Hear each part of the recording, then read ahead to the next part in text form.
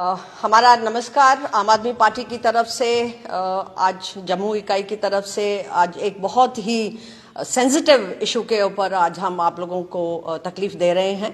और सबसे पहले तो आप सब भाई बहनों का, प्रेस के जितने हैं उनका बहुत बहुत शुक्रिया कि आप अपना समय निकाल के आए और ये कवरेज कर रहे हैं।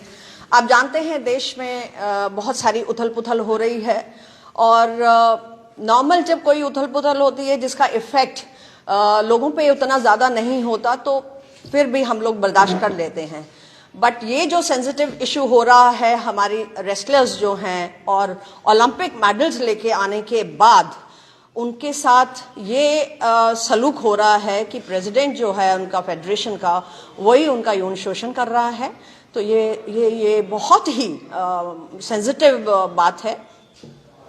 और सबसे पहले मैं आपको बता दूं, क्योंकि मैं खुद एक स्पोर्ट्स पर्सन रही हूं और जे&के टीम में और प्री एशियाड मैंने हॉकी इंडिया रिप्रेजेंट करा है।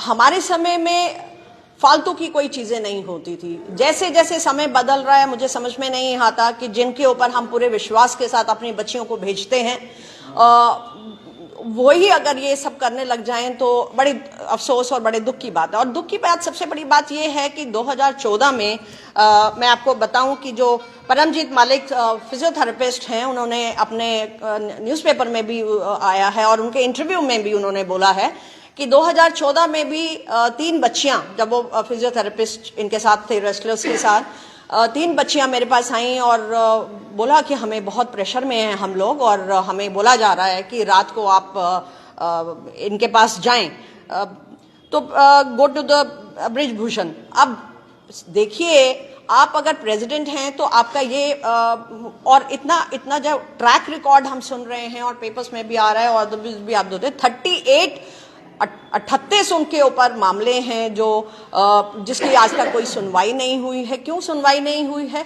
क्योंकि वो बीजेपी के अपने मेंबर ऑफ पार्लियामेंट हैं।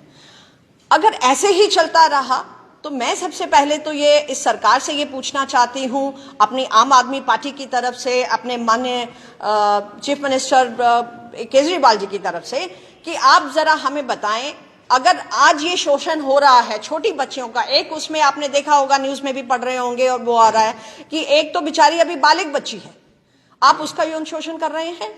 आपको शर्म नहीं आ रही? आप उसकी आई थिंक दादा की एज के हैं और इस प्रकार से आप हरकतें कर रहे हैं। कौन बच्चा अपना भेजेगा? अपनी बच्चियों को कौन भेजेगा? किसी भी कंपटीशन के लिए नहीं भेजेगा, क्योंकि जहां पे सुरक्षा ही नहीं है हमारी बच्चियों की, तो वहां किसी भी कंपटीशन। और फिर हम बहुत बड़ी बड़ी बातें करते हैं, 150, अब तो आई थिंक हमारा वर्ल्ड में रिकॉर्ड ही तोड़ दिया है हमने पॉपुलेशन का।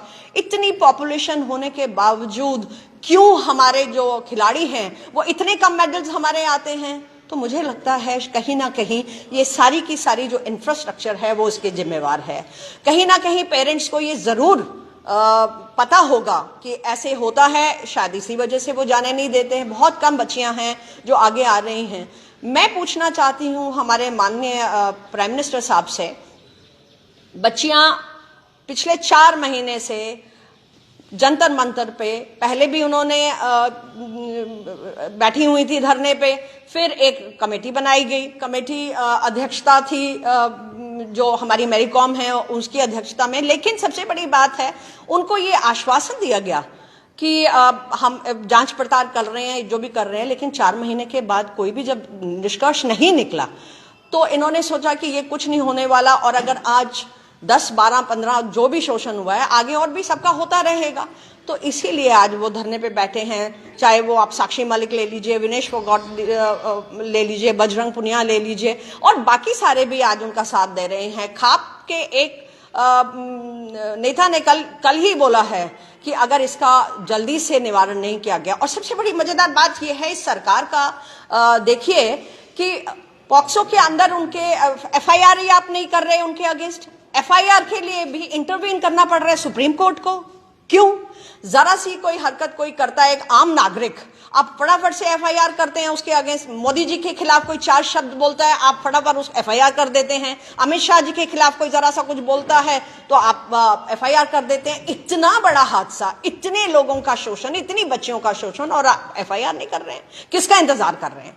और उसके बावजूद भी आपने अभी तक पॉक्सो एक्ट के अंतर्गत उसके ऊपर केस हुआ है, विच इज अ क्रिमिनल, सबसे बड़ा वो होता है, उसके बावजूद भी अभी तक कोई भी उनको जेल में नहीं भेजा गया है। एंड कपिल सिब्बल जी ने कहा है कि जांच पड़ताल बाद में, पहले इनको जेल भेजो, जेल में भेजेंगे तभी जांच पड़ताल जो भी होगी वो निष्पक्ष तरीके से हो सकती है। क्योंकि अगर पावर में इतनी है वो इंसान, तो जब तक वो बाहर रहेंगे, जब तक वो अपने ओहदे पे रहेंगे, तब तक निष्पक्ष जांच होने का तो सवाल ही नहीं होता। आप देख रहे हैं जो भी बाकी का मिनिस्टर, एमएलए, जो कुछ भी है वो कोई भी कहीं पे भी कांड कर रहा है, बीजेपी में शामिल हो रहा है, तो सारे उसके खून माफ कर दिए जा रहे हैं, वो बिल्कुल साफ सुथरा हो रहे हैं। तो ये कब तक चलेगा?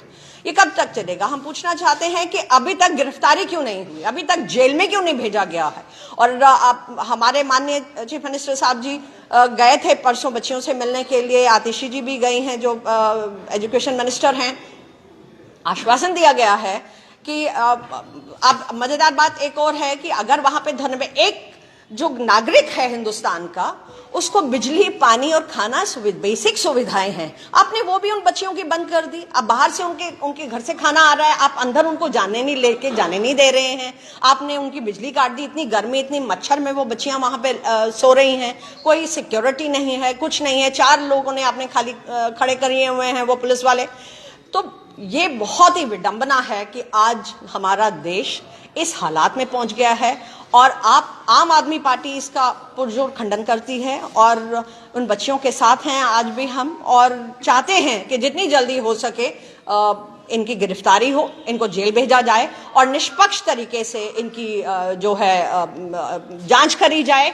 और जांच में तभी पता चलेगा कि इन्होंने कितना कुछ किया है, पीछे जो भी दुष्कर्म किए हैं, जो भी किए हैं छोटे पे।